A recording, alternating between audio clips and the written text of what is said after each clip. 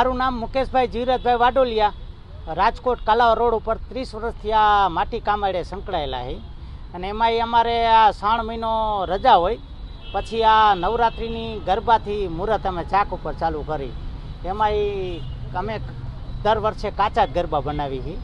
એમાંય 15-20 વર્ષની વાત છે ત્યારે મઈ મંદિરેથી માજી અહીંયા હાલી લેવા આવ્યા હતા. એ કે મારે સફેદ કાચો ગરબો ગોળ જોઈએ. એટલે ત્યાં અમે પહેલેથી આમ કાચા ગરબા જ બનાવી.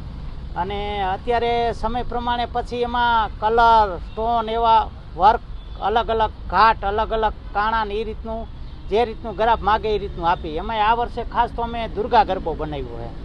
એમાં ખાલી ખડી કલર આવે અને કાચો ગરબો હોય અને દુર્ગાનું સ્વરૂપ આપેલું છે.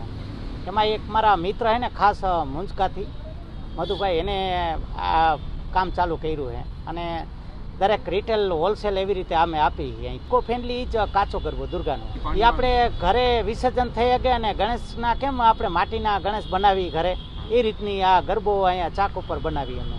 અને દુર્ગાનું સ્વરૂપ આપ્યું એમાં માતાજી. આ વર્ષે ભાવ વધારો તો 5-10% છે જ.